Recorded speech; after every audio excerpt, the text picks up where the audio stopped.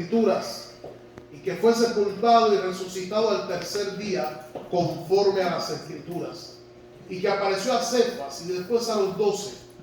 Después apareció a más de 500 hermanos a la vez, de los cuales muchos viven aún y otros ya duermen.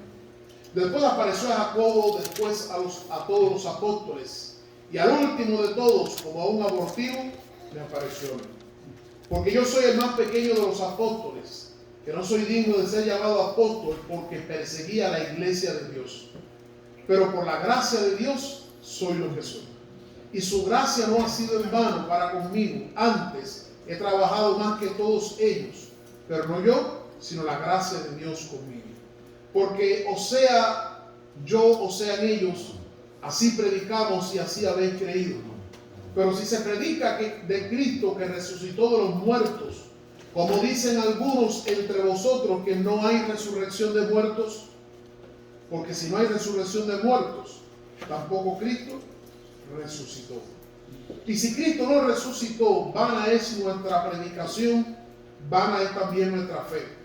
Y somos hallados testigos, falsos testigos de Dios, porque hemos testificado de que Dios que Él resucitó a Cristo, al cual no resucitó, si en verdad los muertos no resucitan. Porque si los muertos no resucitan, tampoco Cristo resucitó. Y si Cristo no resucitó, vuestra fe es vana. Aún estáis en vuestros pecados. Entonces también los que durmieron en Cristo perecieron. Y si en esta vida solamente esperamos en Cristo, somos los más dignos de conmiseración de todos los hombres. Mas ahora Cristo ha resucitado de los muertos, primicia de los que durmieron es hecho. Leemos todos juntos el 20, ¿verdad? Mas ahora Cristo ha resucitado de los muertos, primicia de los que durmieron es hecho. Amén. Palabra de Dios que hemos leído. Hemos querido titular el mensaje de la palabra de Dios en esta tarde: la resurrección de Cristo, el ancla de nuestra fe. Padre, gracias por esta porción de tu palabra y por el gozo que nos das de adorarte. Abre nuestros oídos para oírte, nuestro corazón para crecer en fe. Y en esta tarde tú nos hables y nos edifiques. En Cristo Jesús. Amén. Amén. Pueden sentarse, hermano. La resurrección de Cristo, el ancla de nuestra fe. ¿Qué hace el cristianismo diferente al islamismo, al budismo y a cualquier otra religión en el mundo? En todas las religiones hay un Dios, hay un objeto de fe. En todas las religiones hay una esperanza. En todas las religiones se habla de un futuro. Y todas las religiones tienen un Dios en el cual creer. Todas tienen un líder que la fundó o la desarrolló. Pero la diferencia entre el cristianismo y el islamismo de Mahoma, o el budismo, o el confucianismo, la diferencia entre todas ellas es que el cristianismo es la única de cuyo líder se puede decir 2000 años después que está vivo. Es la única cuyo líder afirmó que moriría y volvería a vivir. Es la única de la cual se puede presentar la evidencia de que la tumba está vacía. En todas las demás religiones existe la posibilidad de ir y ver a su líder embalsamado.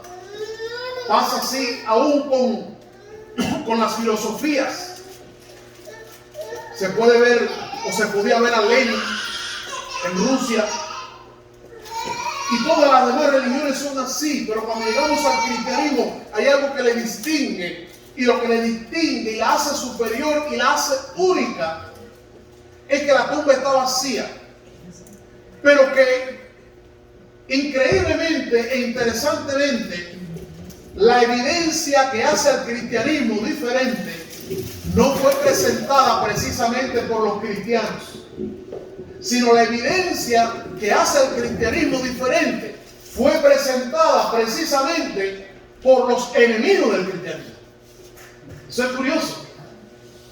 Porque cuando Cristo resucitó, o en ese proceso, fueron los saduceos, fueron los fariseos, fueron los principales los que crucificaron a Cristo, quienes se presentaron y le dijeron a Pilato: pon un guardia, no sea que se roben el cuerpo. Fueron los soldados romanos, y los romanos no creían en Cristo, los romanos tenían sus dioses, los romanos no eran cristianos, no seguían el judaísmo, y fueron los soldados romanos los que se presentaron y dijeron: el cuerpo no está, la tumba está vacía.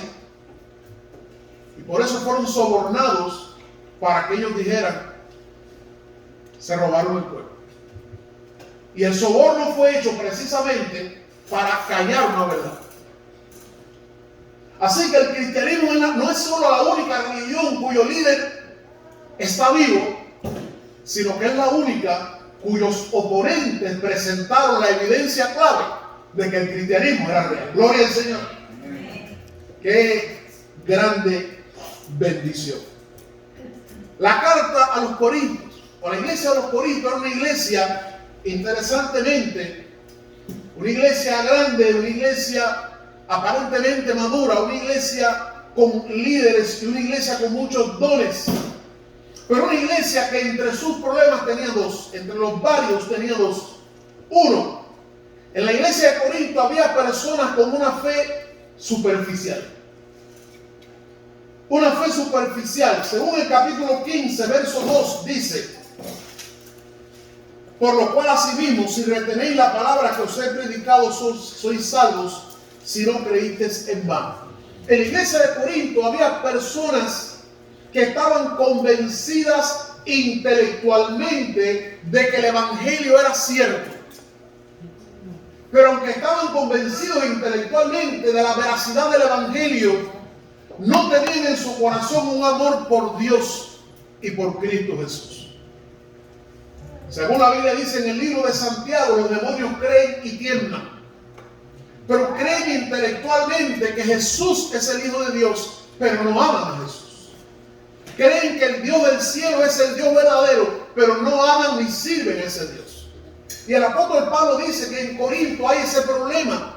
Hay personas que intelectualmente aceptan y reconocen que el evangelio es real y verdadero, pero no aman a Dios. No aman a Cristo, y por eso dice el apóstol Pablo cuando les escribe: si no retienen esta palabra, vuestra fe es vana, creyeron en vano.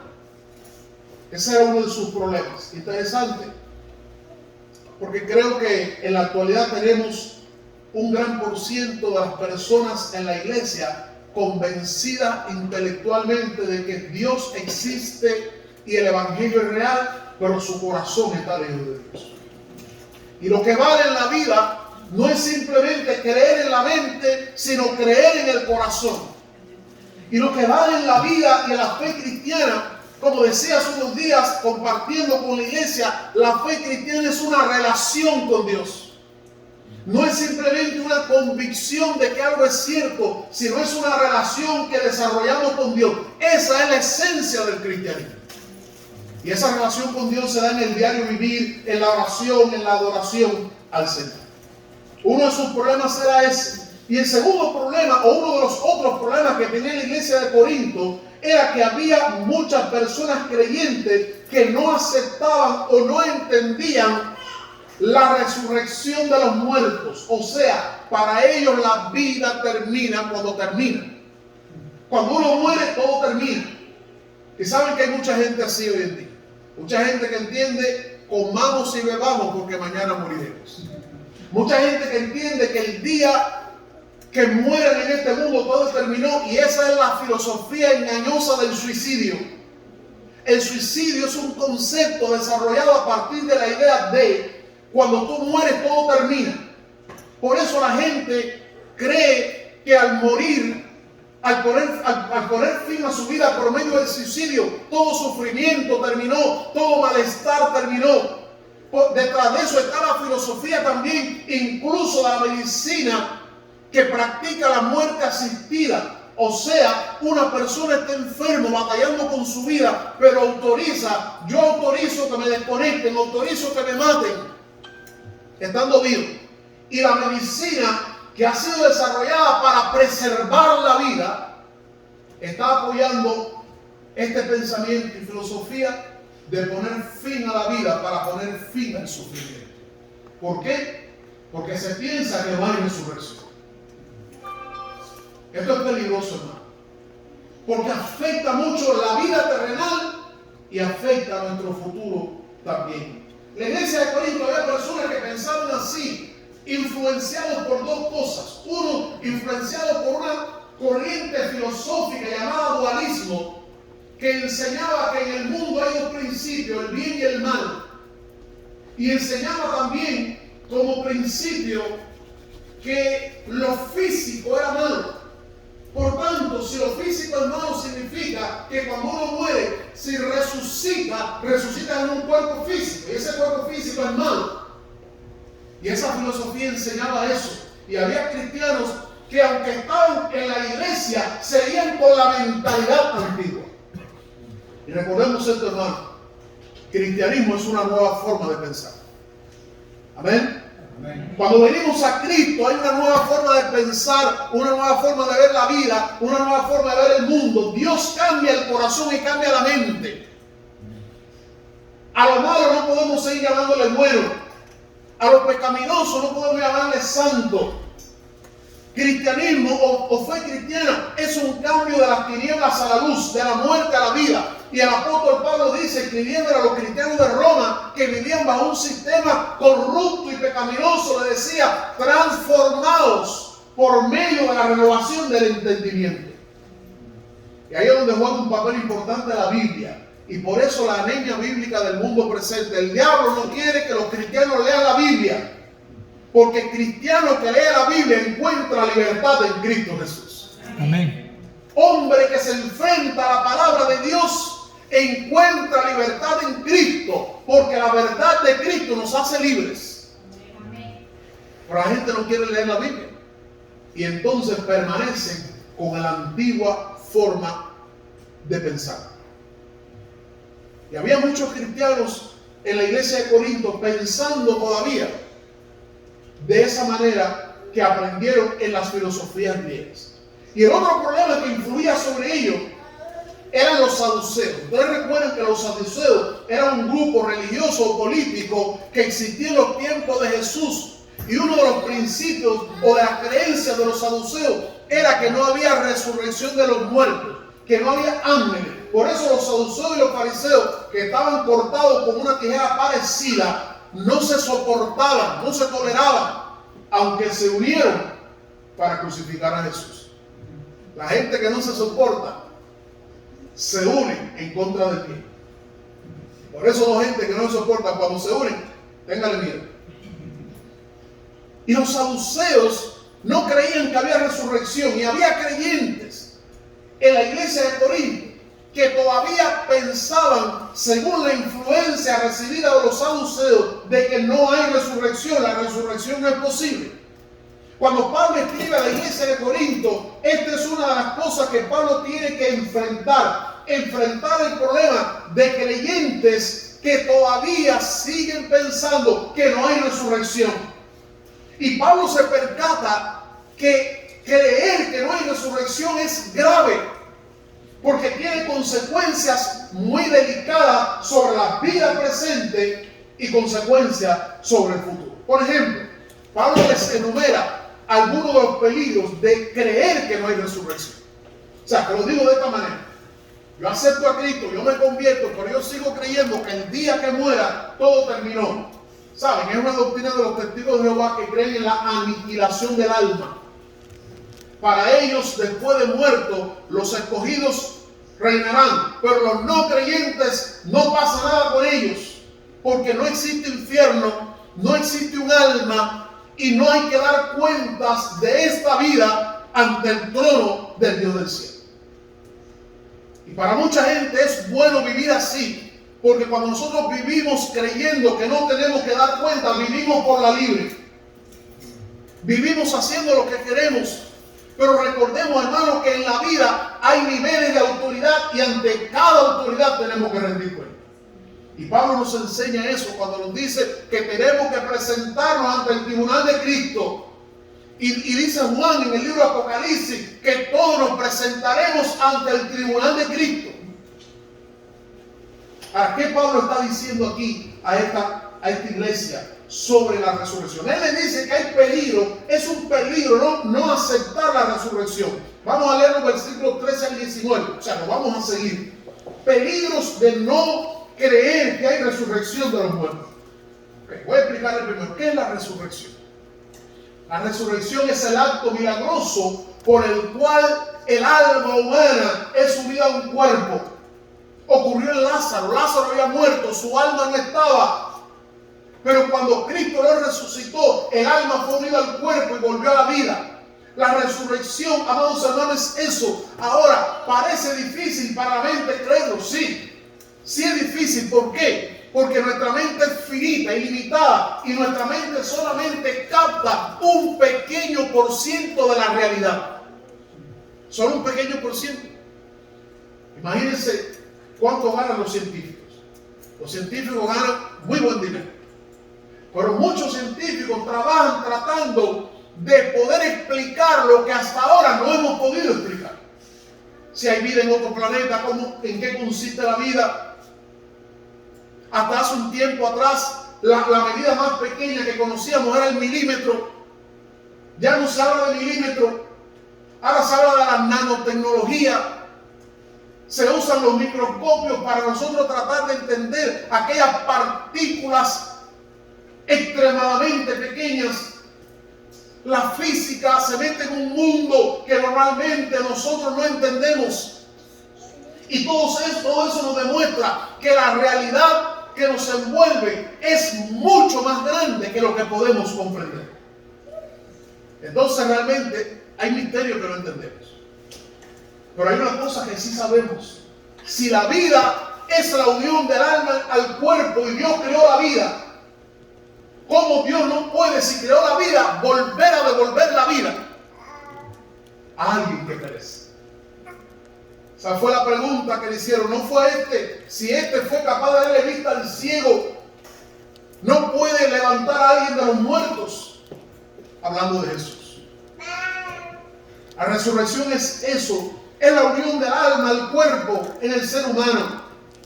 Pero ¿qué peligros hay en no creer que nosotros resucitaremos? Bueno, Pablo lo enumera. Verso 14 de 1 Corintios 15. El primer peligro, dice Pablo: si no creemos que hay resurrección, entonces nuestra predicación es vana. Nuestra predicación no tiene ningún tipo de sentido, porque nosotros predicamos a partir del hecho de que creemos que Cristo está vivo. Cuando los discípulos, después de la crucifixión de Cristo, se fueron, se escondieron. Y esa es una de las cosas casi imposibles de explicar humanamente. Los discípulos, cuando Cristo fue crucificado, huyeron, se escondieron, tuvieron miedo, tenían miedo de ser apresados y morir. A Pedro se le preguntó: ¿tú eres de ellos? Y dijo: no. Sin embargo, después que los discípulos vieron a Cristo vivo y resucitado, después que Tomás fue desafiado por Jesús, mete tu mano, la Biblia nos dice que esos que un día huyeron cobardemente, ahora dedicaron sus vidas a predicar de que Cristo estaba vivo. De manera, si no hay resurrección, significa que la predicación nuestra no tiene sentido. Segundo, significa que la fe no es necesaria. No es necesario tener fe, porque la fe es una convicción de que algo va a ocurrir.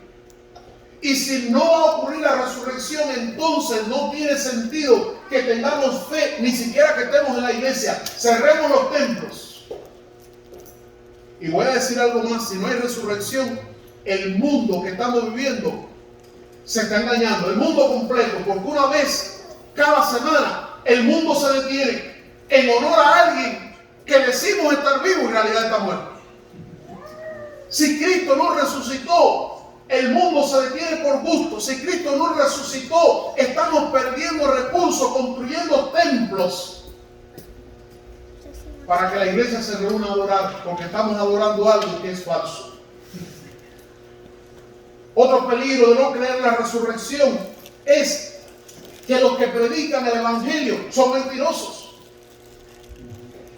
Significa que incluyendo al Dr. Dodson, incluyendo a Josh McDowell, todo un erudito, incluyendo a C.S. Lewis, un erudito tremendo de la literatura inglesa, cristiano ferviente, incluyendo a León Tolstoy, un gran escritor del siglo pasado, y tantas personas de ciencia y de letras que han creído y profesado su fe, todos son mentirosos.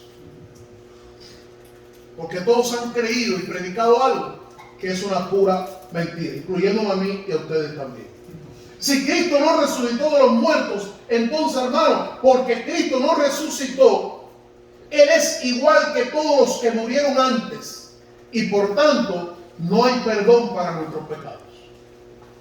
Si Él no resucitó, si no hay resurrección, todavía estamos en nuestros pecados. Dice el versículo número 17, si Cristo no resucitó, aún estáis en vuestros pecados. ¿Por qué Cristo puede perdonar pecados y Mahoma no? Porque Cristo no pudo Mahoma no pudo salvarse. Cristo se levantó. Y la resurrección de Cristo no fue para probarle a Dios el Padre que Él era Cristo. Fue para demostrarnos a nosotros que nuestra fe tiene sentido. Porque en la cruz la obra se terminó.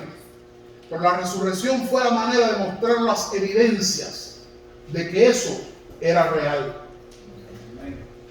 Si Cristo no, si no hay resurrección de los muertos, los que nos antecedieron se perdieron. Todos nuestros padres, nuestros ancestros, todos aquellos que murieron en Cristo con una paz absoluta, que vivieron para Cristo, todos ellos están perdidos. Porque no hay resurrección. Así que nuestros padres que nos condujeron a la fe, vivieron su vida en vano. Si no hay resurrección de los muertos, los cristianos somos dignos de lástima. Eso es lo que dice el versículo número 19. Somos los más dignos de lástima porque no tenemos esperanza, porque estamos perdiendo el tiempo, porque somos unos idiotas, porque creemos en algo que es falso. Si Cristo no resucitó de los muertos, los cristianos en el mundo no somos influencia, somos dignos de lástima y misericordia. Pobrecitos. Qué tremendo, amados hermanos. Si Cristo no resucitó, no hay motivación para vivir. Y es interesante que está demostrado que los niveles de suicidio en los cristianos son sumamente inferiores a los niveles de suicidio en los no cristianos. Porque el cristiano tiene una esperanza, tiene una motivación. ¿Y cómo es posible que la fe cristiana sea falsa, sin embargo produzca una motivación tan genuina para vivir? Cuando el no cristiano que carece de Cristo y de esa motivación no tiene algo que le mueva y desafíe para enfrentar la vida. Alguien me decía en una ocasión, mientras conversábamos, tiene que haber un Dios y tiene que haber un cielo y tiene que haber un juicio. Porque hay gente que se ha pasado la vida entera haciendo mal. Piensen en alguno. Hitler, que provocó la Segunda Guerra Mundial, los 6 millones de judíos que murieron en los campos de concentración. Stalin, que provocó que tantos y tantos miles de cristianos murieran por su fe. Ceausescu en Rumanía, que fue el causante de que tantas iglesias y cristianos en pleno siglo XX murieran por su fe. Me decía esa persona, ¿cómo es posible que ellos hayan muerto sin arrepentirse y no pase nada con ellos? Si no recibieron su pago en esta vida, necesariamente debe haber otra donde sean presentados a un juicio justo y verdadero. Y la única posibilidad para eso es la resurrección. Y me decía, ¿y cómo es posible que hay tantos cristianos al estilo Job que han pasado su vida sufriendo, perseguidos, menospreciados por causa de su fe y murieron en esta vida sin ser vindicados? La única esperanza para ellos es que hay un juicio de recompensa para ellos por su fe. Gloria al Señor. Y para ella la explicación es la resurrección de los muertos. Amados hermanos, sea por influencia directa del mundo o sea por estrategia social, muchos creyentes de Corinto habían perdido la convicción de la resurrección y hoy es igual. Yo sé que hay muchos cristianos en la iglesia que no vislumbran que moriremos y seremos levantados para presentarnos ante Dios. Yo sé que hay muchos cristianos en la iglesia que viven creyendo que la vida es esto que vemos. Y cuando esto se termine, todo habrá terminado. Sé que hay muchos creyentes que viven en nuestra iglesia sin pensar y sin prepararse para el día que tengamos que presentarnos ante Dios, cuando la Biblia dice que todos compareceremos ante el tribunal de Cristo para recibir según lo que hayamos hecho, sea bueno o sea malo. Pablo no solo les habla a los cristianos de Corinto de los peligros de perder de vista la resurrección, sino también les habla acerca de dos cosas más que quiero compartir. Hay dos cosas muy interesantes en este capítulo que quiero compartir con ustedes. Dos convicciones que el apóstol Pablo tenía, dos énfasis muy importantes que el apóstol Pablo pone después de explicarle los peligros de no creer en la resurrección. Le dice dos cosas muy importantes y se las comparto. La primera, el apóstol Pablo le está diciendo a la iglesia de Corinto: la resurrección de Cristo es un hecho irrefutable. Ustedes no creen que hay resurrección, pero la resurrección de Cristo es un hecho irrefutable. Los versículos 4 en adelante, el apóstol Pablo comienza a explicarles acerca de Cristo. Y dice el verso 4, fue sepultado, pero luego afirma categóricamente, resucitó al tercer día. Y añade, conforme a las Escrituras. Amén. Conforme a las Escrituras. Y luego cada una de las cosas que Pablo dice se los aclara. Murió conforme a las Escrituras. O sea, conforme a lo que Dios dijo, Cristo murió. Y luego dice el verso 4, y conforme a lo que Dios dijo, Cristo resucitó. Aleluya. Amén. Qué bueno que en ambos casos Pablo dice conforme a lo que Dios dijo. Es como diciéndonos, amados hermanos, lo que Dios dice es verdad. Cuando Dios promete, lo que Él promete, lo cumple. Ahora, ¿cómo sabemos que la resurrección de Cristo es un hecho irrefutable? Miren, primero, solamente voy a mencionar algunas cosas. Primero, la tumba estaba vacía. La tumba estaba vacía. En el libro de Mateo capítulo 28, en Juan 20, en Marcos 16, se narra la resurrección de Cristo. Y cada uno de ellos presenta la tumba vacía. En Mateo capítulo 27, los últimos versículos, los sacerdotes se presentan ante Pilato y le dicen: nosotros nos acordamos de lo que este malhechor dijo cuando estaba vivo, que él iba a resucitar. Ahora, solo quiero hacer un paréntesis aquí. Recuerden, hermano, Cristo se pasó todo el tiempo diciendo: resucitaré al tercer día. Destruir este cuerpo, destruir este templo, y al tercer día. Pero fíjense, hermano, al tercer día, ¿qué pasó con los discípulos? Al tercer día, los discípulos de Maús se fueron desanimados y tristes porque Cristo estaba muerto, y le dijeron a Jesús: hoy es el tercer día, y no ha pasado nada. Ellos no creían que Jesús iba a resucitar. Pero además de eso, los discípulos se escondieron porque no creían que iba a resucitar. Pero las mujeres fueron al sepulcro a ungir el cuerpo muerto de Jesús, porque ellos esperaban ver un Cristo muerto. Pero cuando le dijeron a Pedro y Juan: el Señor ha resucitado, Pedro y Juan dijeron: vamos a ver si es verdad, porque no creemos. De manera que ninguno de los seguidores de Jesús creía que él iba a resucitar. Qué triste. Y si eso eran aquellos, ¿qué de nosotros? Ahora, hermano, ¿usted sabe quién sí creía que Jesús iba a resucitar? Los enemigos de Cristo. Por eso los sacerdotes vinieron y dijeron: pon guardia, porque Él dijo que iba a resucitar. Y tenemos temor de eso. El diablo cree, los demonios creen, a veces los demonios creen más que la misma iglesia. Y como los demonios, el diablo cree, trata de adormecer a la iglesia, porque el diablo sabe lo que una iglesia en oración hace. El diablo sabe lo que una iglesia proclamando la palabra hace. El diablo sabe lo que una iglesia en santidad hace. El diablo sabe el poder que fluye a través de la iglesia. Y lo sabe a veces más que la misma iglesia. Y por eso trata de adormecer a la iglesia, para que ese poder que fluye a través de la iglesia no se despierta. ¿Sí?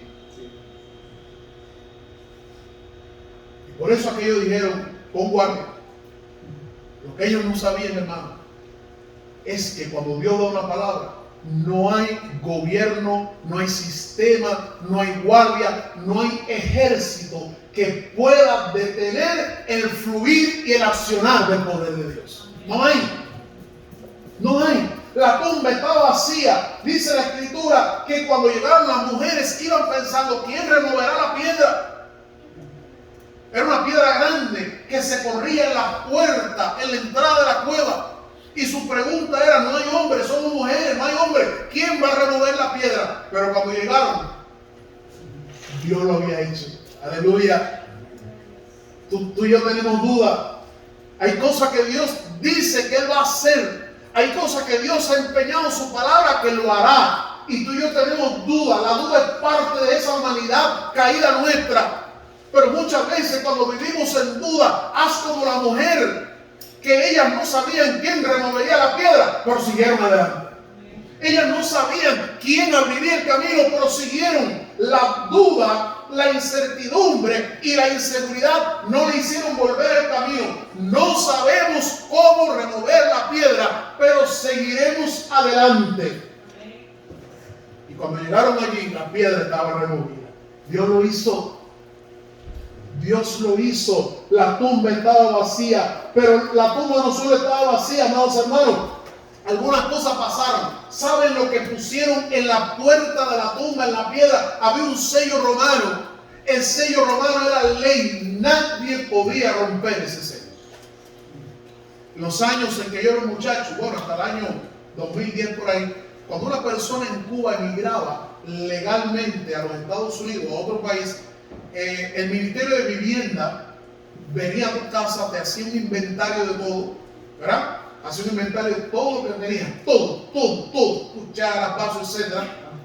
Y tú tenías que abandonar tu casa e irte y no podías sacar nada.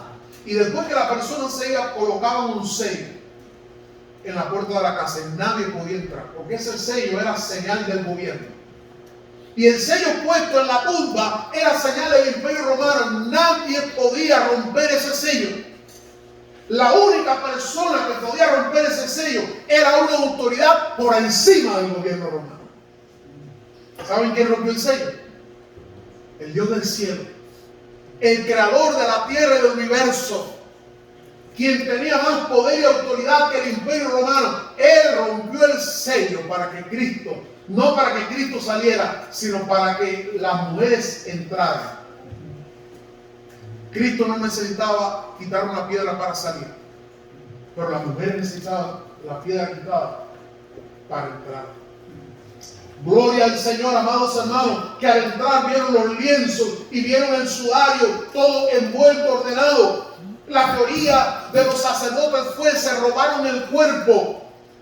Pero la lógica dice que ningún ladrón que se roba un cuerpo se detiene a envolver los lienzos y el sudario. La tumba vacía era la evidencia de que Cristo estaba vivo. Los testigos de Jehová explican, y algunos otros, que Jesús no murió, sino que se desmayó y que con la brisa del amanecer del tercer día volvió a la vida y escapó.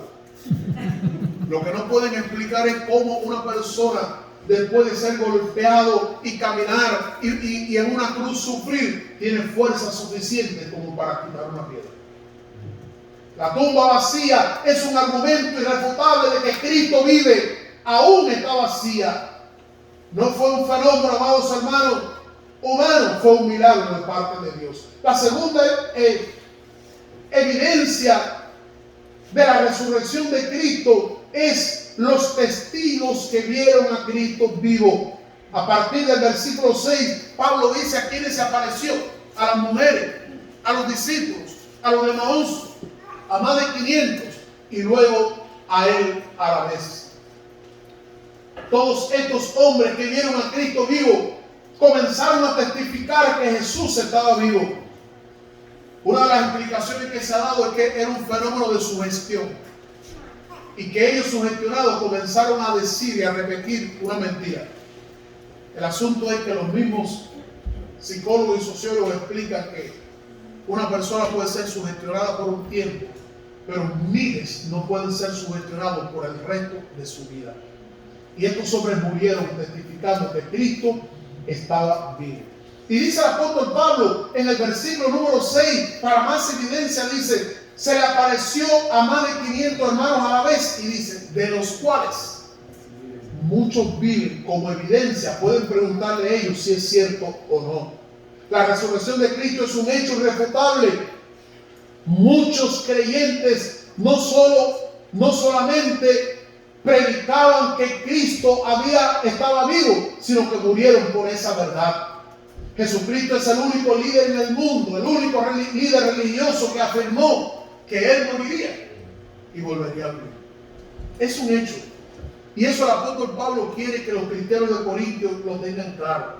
Porque al no creer en la resurrección, estaban poniendo en duda la resurrección de Cristo. Por eso Pablo les afirma: Cristo resucitó. Es un hecho. Yo soy un testigo y ellos también. Y la segunda cosa, amados hermanos, que Pablo quiere enfatizar a los cristianos de Corinto es que la resurrección de Cristo tiene efectos eternos. ¿Qué efecto tiene la resurrección de Cristo? Número uno, la muerte fue vencida. La muerte fue vencida. Dice la palabra del Señor. Dice la palabra de nuestro Señor en el capítulo número 15, el verso 21, así: porque por cuanto la muerte, verso 20 más, ahora Cristo ha resucitado de los muertos, primicia de los que durmieron es hecho. Porque por cuanto la muerte entró en un hombre, también por un hombre, la resurrección de los muertos. Así como en Adán todos mueren, también en Cristo todos serán vivificado. El verso 26 dice: y el postrer enemigo será destruido, es la muerte. El verso 51 dice así: he aquí os digo un misterio, no todos dormiremos o moriremos, pero todos seremos transformados. En un momento, en un abrir y cerrar de ojos, a la final trompeta, porque se tocará la trompeta y los muertos en Cristo serán resucitados, serán levantados, porque es necesario que esto corruptible se vista de incorrupción y esto mortal se vista de inmortalidad. Y cuando esto corruptible sea vestido de incorrupción y esto mortal sea vestido de inmortalidad, entonces se cumplirá la palabra que está escrita: sorbida es la muerte en victoria. ¿Dónde está, oh muerte, tu aguijón? ¿Dónde, oh sepulcro, tu victoria? Dice el apóstol Pablo: la muerte, amados hermanos, fue vencida. Necesitamos ir atrás para entender esta afirmación. La Biblia nos enseña que la muerte entró por el pecado. En otras palabras, el efecto inmediato del pecado fue la muerte. La muerte no estaba en el diseño de Dios para el hombre. Dios no lo creó para morir, pero el pecado introdujo la muerte, y la muerte se convirtió por mucho tiempo en la forma de esclavizar al ser humano para siempre al pecado. ¿Por qué? Porque todo el que moría sin Cristo iba a ser víctima para siempre de la condenación eterna por el pecado. La muerte era atemorizante para el ser humano. Como la muerte no es lo normal para nosotros, cuando se le habla de la muerte a la gente tiembla. Recuerdo que una vez predicaba en una de las iglesias que pastoreé, y mientras hablaba de la muerte, se formó un corre-corre, y veo que sacan a un señor de la iglesia, lo sacaron cargado, abrazado.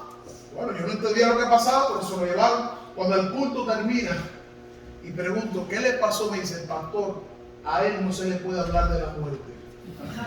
Le tiene tanto miedo a la muerte que cuando se predicó en el culto de la muerte, el hombre casi se muere. ¿Por qué? Porque la muerte es una amenaza de peligro para el hombre sin Cristo. La muerte era la forma de aterrorizar a la gente. Pero amados hermanos, Cristo al resucitar, la muerte de Cristo en la cruz perdonó mis pecados. Pero al resucitar, Cristo testificó que Él venció a la muerte. El enemigo que vencía a todo el mundo. No hay hombre en el mundo que no muera. Pero ese enemigo que vence a todo hombre fue vencido por Cristo Jesús. Amén. Y la muerte, Pablo lo compara con una abeja, con un aguijón, ¿sabe? Cuando la abeja quiere dañar a alguien, clava el aguijón. Esa es su forma de dañar. Y Pablo lo compara con el pecado cuando dice que la muerte tiene un aguijón con el cual daña a los seres humanos. Pero dice Pablo, Cristo ha vencido a la muerte. ¿Dónde está muerte? Tu poder sobre el ser humano. Porque al vencer la muerte, Cristo nos ha dado a nosotros una esperanza. Y dice la Biblia que por cuanto Él vive, nosotros también viviremos. Esa es una confianza que nosotros podemos tener. La muerte entró por el pecado, pero Cristo venció el pecado, venció la muerte. Y porque Él vive, todos nosotros en Cristo Jesús, hoy viviremos.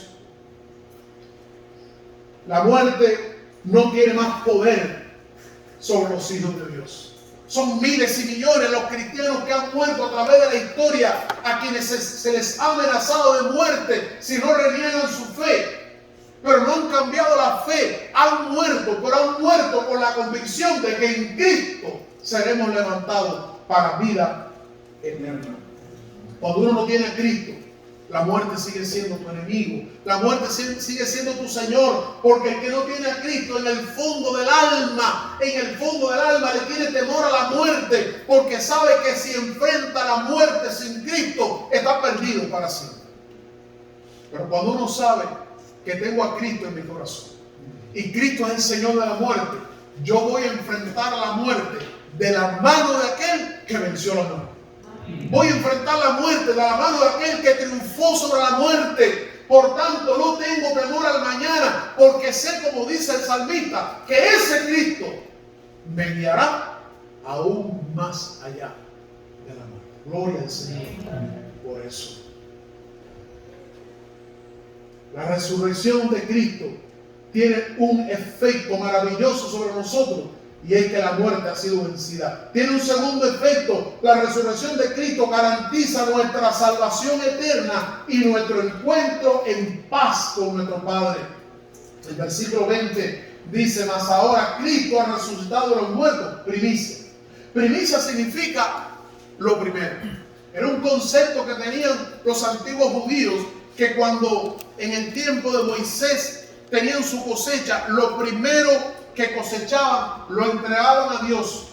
Pero eso primero que entregaban era la primicia. Pero detrás había mucho más.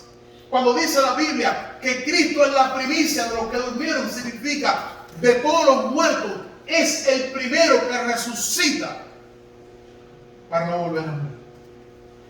Y la palabra primicia significa detrás vendrán muchos. Por eso es que dice el capítulo número 15, dice así la palabra del Señor: luego nosotros los que habremos quedado, seremos levantados para reunirnos. ¿Por qué? Porque tenemos la garantía que así como Cristo resucitó y fue alzado para estar con su Padre, nosotros lo seremos también. ¿Cuál es la garantía? La garantía se llama Cristo Jesús. Nos llena de esperanza. Nos llena de esperanza. El apóstol Pablo escribe a Timoteo y le dice: yo ya estoy para ser sacrificado. O sea, el día de mi partida, de mi muerte, está cerca. Pero no tengo, porque sé que partiré con Cristo, lo cual es mucho mejor. El que Cristo haya resucitado me da a mí esa fortaleza y esa esperanza y ese anhelo de la eternidad. Amados hermanos, el alma humana anhela la eternidad. El alma humana anhela la inmortalidad. El alma humana anhela aún después, cuando enfrente a la muerte, El alma humana anhela algo diferente, superior y eterno. Por eso es que, sabiendo que vamos a morir, la gente comienza a hacer obras y muchas cosas para tratar de garantizar una eternidad. Porque en el fondo del alma, sea uno creyente o no, sea ateo o no, en el fondo del alma hay esa idea de que hay algo más. Y esa idea, amados hermanos, recibe la fortaleza, esa idea recibe la posibilidad de hacerse real cuando nosotros tenemos a Cristo. Cuando hemos entregado nuestra vida a Él y cuando confiamos que Cristo es el primero, pero nosotros seremos levantados por Él. Y en último lugar, la resurrección de Cristo nos da un motivo para celebrar y para predicar. Un motivo para celebrar y un motivo para predicar. La palabra del Señor nos dice en el versículo 4, fue sepultado y resucitó el tercer día. El tercer día fue domingo. Jesús fue crucificado un viernes. El siguiente día, día de reposo, su cuerpo estuvo en la tumba, pero el tercer día resucitó. Ese día fue domingo. A partir de la resurrección de Cristo, la iglesia y los cristianos comenzaron a reunirse el domingo. Jesús apareció a los discípulos de Emaús en un domingo. Cuando los discípulos estaban reunidos en aquel aposento con la puerta cerrada y Jesús apareció, fue domingo, primer día de la semana. En 1 Corintios 16 dice la Biblia, cada primer día de la semana ponga aparte algo. Dice la Biblia que Pablo, reunido el primer día de la semana, alargó su discurso. Los creyentes en Cristo, después de la resurrección de Cristo, ya no se reunieron sábado en la sinagoga, comenzaron a reunirse el domingo, porque el día grande para la fe cristiana era el domingo. ¿Y por qué se reunían el domingo? No se reunían el domingo porque era el día en que el emperador daba para descansar, no. El emperador Constantino reconoció el domingo no por bueno, sino porque él se percató que los cristianos tomaban el domingo para su Señor. Eso es importante. Los cristianos cambiaron las leyes. Constantino no le dio un día para reunirse, sino que Constantino se percató que el cristianismo era una fuerza indetenible. Se percató que los cristianos el domingo lo tomaban para adorar. Se percató que él no cambiaría esa realidad ni matando a todos los cristianos, y simplemente decretó el domingo es el día del Señor. ¿Por qué? Porque los cristianos comenzaron a ver el domingo como un día para celebrar. Un día para celebrar. Porque cada domingo los cristianos recordaban: Cristo vive. Cada domingo los cristianos recordaban: Cristo ha resucitado. Cada domingo los cristianos decían: tenemos que celebrar a Cristo vivo. Y ese día comenzó a pasar a ser el día de celebración gozosa de la fe cristiana. Porque era el día que recordaban que Cristo estaba vivo. Y a partir de la resurrección, los cristianos comenzaron a predicar y a enseñar algo. Comenzaron a predicar: Cristo vive. Cristo vive. ¿Saben qué desató la persecución de los primeros cristianos? Jesucristo, amados hermanos, fue crucificado sobre el año 26. Era un 29. No hay una certidumbre. Pero alrededor del año 29, Jesús fue crucificado. 29 después de Cristo. ¿Saben cuándo comenzó la persecución férrea contra los cristianos? Con los emperadores, más o menos el tiempo de Nerón. Esa persecución se comenzó a arreciar. Pero ¿saben qué desató la persecución a los cristianos? La persecución a los cristianos se desató por lo siguiente. La palabra Señor en el griego Kyrios significa amo o dueño. Significa la autoridad máxima. El amo o dueño era el emperador del Imperio Romano. Era el dueño de todo, de todo, de todo. Era el soberano absoluto. y a la única persona, aunque el término Señor era usado para el amo en la casa, pero desde el punto de vista social, nacional, al César había que reconocerlo como Señor absoluto. Ave César, decían los gladiadores, los que van a morir te saludan. Pero ¿saben qué ocurrió? Los cristianos comprendieron una realidad. Cristo vive y Él es Señor de la vida. Y Filipenses dice, en ese cántico antiguo de la iglesia cristiana, dice Filipenses, y toda lengua, los que están en el cielo y debajo, y en la tierra y debajo de la tierra, toda lengua confiese, Jesucristo es el Señor. Así que los cristianos se saludaban y se decían, Cristo es el Señor.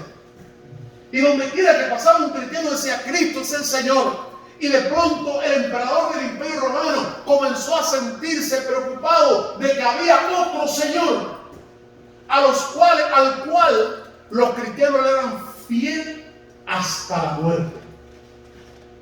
Y eso despertó en él un celo y comenzó la persecución a los cristianos que no reconocían el señorío del César, sino el señorío de Cristo. ¿Pero por qué reconocían el señorío de Cristo? Porque sabían, Cristo vive. Mi Cristo vive. Mi Señor está vivo. Y aunque nos cueste la vida, seguiremos diciendo que Él está vivo. ¿Cuál es la clave y el ancla de nuestra fe? La resurrección. Si Cristo no resucitó, no resucitaremos nosotros. Si no resucitaremos el día que cerremos los ojos, todo terminó. Pero Cristo vive. Y nosotros también viviremos. Cristo se levantó, amados hermanos, de los muertos y se presentó vivo. No para Él. Cristo se presentó vivo para ti y para mí. Para animar nuestra fe y fortalecernos y que supiéramos, nuestra fe tiene sentido. Mahoma no le puede decir a los musulmanes, tu fe tiene sentido. Buda no se lo puede decir a los de ellos. Confucio tampoco puede. Pero Cristo puede decirnos, tu fe tiene sentido porque yo vivo. Tu fe tiene sentido porque tu Dios, tu Señor y tu Cristo está vivo. ¿Viviremos situaciones difíciles? Sí. ¿La muerte seguirá persiguiéndonos? Sí. ¿La muerte nos amenazará? Sí. ¿Las enfermedades vendrán? Sí. ¿La angustia vendrá? Sí. Pero dice el Señor, nuestro enemigo que es la muerte ha sido vencido. Nuestro Cristo vive. ¿Por qué Él vive? César. ¿Por qué Él vive? Adán. ¿Por qué Él vive? ¿Por qué Él vive? ¿Por qué Él vive? Nosotros vivimos. Amén. Esa es nuestra garantía. Por eso, cuando dentro de un mes hayamos olvidado Semana Santa, no espere que llegue el 2023 para recordar que Cristo vive. Cada día, cuando nos levantemos en la mañana, celebremos a Cristo porque Él vive. Cuando vengan las pruebas, las dificultades, cuando vengan las amenazas, cuando vengan los momentos difíciles, recordemos que Cristo fue levantado conforme a las Escrituras. Porque Dios dijo que lo levantaría y lo levantó. Él vive.